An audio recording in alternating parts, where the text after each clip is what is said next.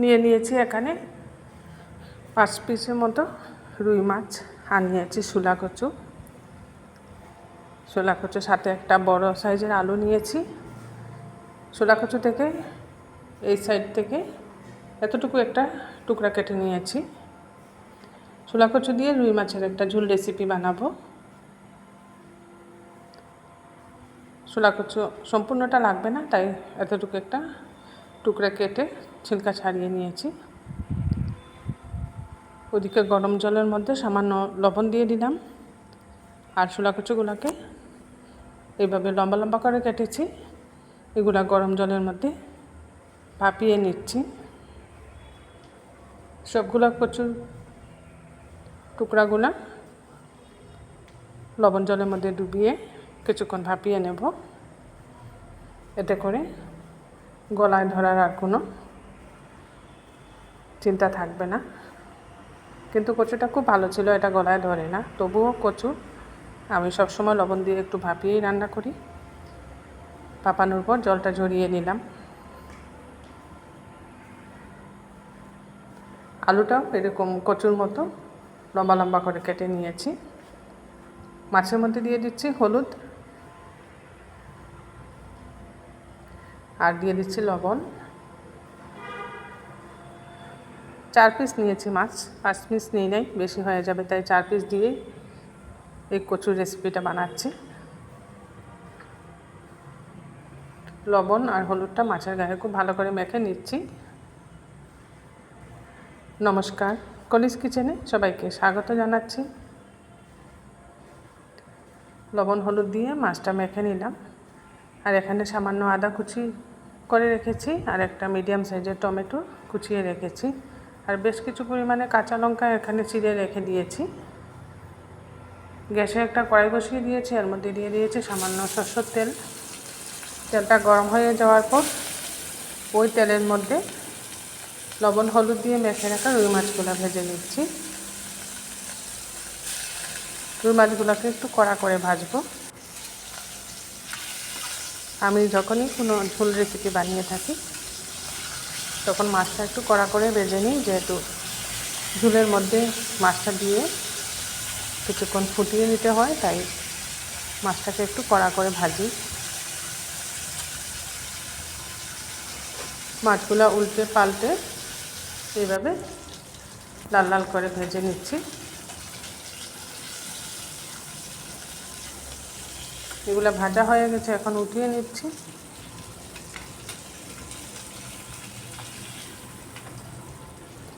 এই ছোলা কচুর রেসিপিটা রুই মাছ বা কাতলা মাছ, যে কোনো বড় মাছ দিয়ে বানানো যায়।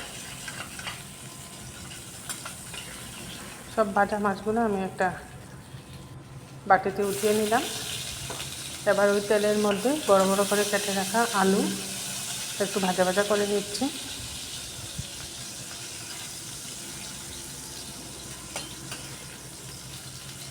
ছোলা কচু দিয়ে নানা রকম রেসিপি হয়ে থাকে,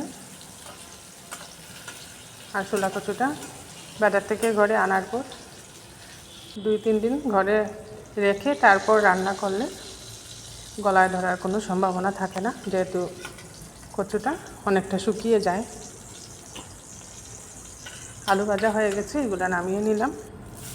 এবার কচুগুলোও সামান্য ভেজে নিচ্ছি। আমি সবসময় বাজার থেকে কচু বা কচু জাতীয় কোনো সবজি, কচুর লতি, কচুর ডগা বাজার থেকে এনে সাথে সাথে বানাই না, ঘরে 2-1 দিন রাখার পর বানাই। এইভাবে বানালে গলায় ধরার সম্ভাবনাটা কম থাকে, আর জলটা অনেকটা শুকিয়ে যায় কচুর। এগুলোকেও একটু নাড়াচাড়া করে হালকাভাবে ভেজে নিচ্ছি।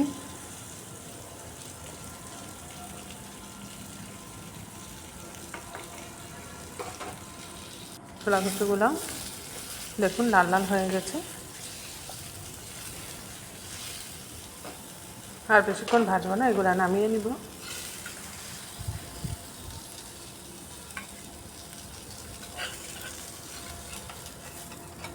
কচুগুলো ভাজা হয়ে গেছে, এখন নামিয়ে নিচ্ছি।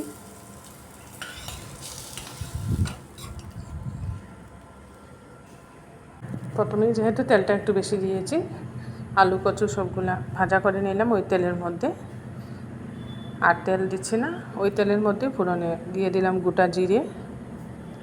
জিরেটাকে একটু ভালো করে ভাজা ভাজা করে নিয়েছি। এবার দিয়ে দিচ্ছি এর মধ্যে চেরা কাঁচা লঙ্কা, বেশ কয়েকটা কাঁচা লঙ্কা দিয়েছি। কাঁচা লঙ্কার ঝালটা এই রেসিপির মধ্যে ভালো লাগবে। এবার কুচিয়ে রাখা আদা দিয়ে দিচ্ছি। আদাটা দিয়েও আরও কিছুক্ষণ নাড়াচাড়া করে নেব। আদা কাঁচা লঙ্কা একটু ভাজা ভাজা করে নিচ্ছি। এবার কুচিয়ে রাখা টমেটোটাও দিয়ে দিচ্ছি। এখানে একটা টমেটো আমি কুচিয়ে দিয়ে দিলাম। টমেটোটা দিয়েও আরও কিছুক্ষণ নাড়াচাড়া করে নিচ্ছি।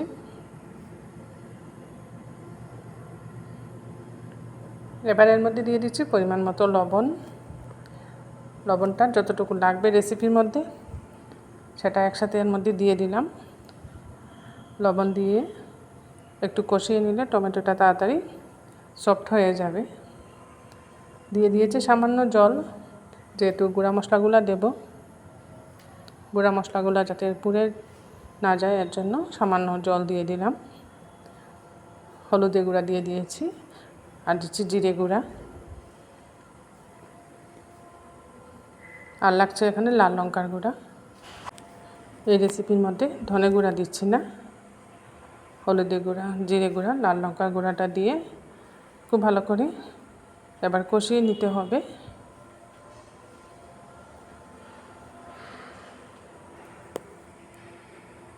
কিছুক্ষণ ঢাকা দিয়ে রাখবো। ঢাকা দিয়ে রেখে মশলাটা কষালে মশলাটা সফট হবে খুব ভালোভাবে।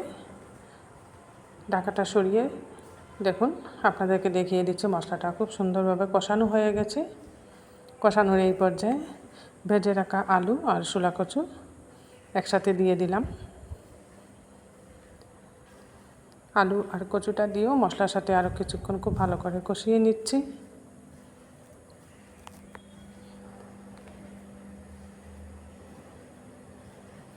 আমি যেভাবে রুই মাছ দিয়ে শোলা কচুর রেসিপিটা বানাচ্ছি, আমার রেসিপিটা আপনাদের ভালো লাগলে বানিয়ে খাবেন, কমেন্টে জানাবেন টেস্টটা আপনাদের কীরকম লাগলো। এইভাবে কিছুক্ষণ খুব ভালো করে কষাতে হবে মশলার সাথে। এর মধ্যে কিন্তু খুব বেশি মশলা আমি দিই নাই, মশলাটাও খুব কম পরিমাণেই দিয়েছি এখানে। কষানোর এই পর্যায়ে দিয়ে দিচ্ছি এর মধ্যে জল দিয়ে এবারও ভালো করে নাড়াচাড়া করে নিচ্ছি। একটু ঝাল ঝাল হবে রেসিপিটা। এইভাবে কচুর রেসিপি একটু ঝাল হলে খেতে ভালো লাগে। এবার এটাকে খুব ভালো করে ফুটিয়ে নিব। গ্যাসের হিটটা এখন বাড়িয়ে দিয়েছি আমি। দেখুন খুব ভালো করে ফুটে উঠছে। খুব ভালো করে ফুটিয়ে নিয়ে গ্যাসের হিটটা কম করে দিয়ে ঢাকা দিয়ে রান্না করতে হবে। 10 মিনিটের মতো ঢাকা দিয়ে দিয়েছি। মধ্যেখানে একবার ঢাকাটা উঠিয়ে দেখে নিচ্ছি গুঁড়া সিদ্ধ হয়ে গেল কি না।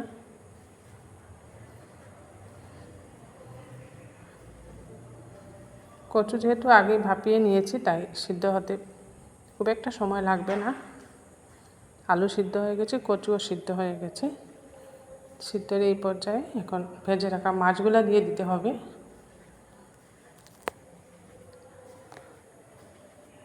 ভেজে রাখা মাছ দিয়ে দিচ্ছি এর মধ্যে।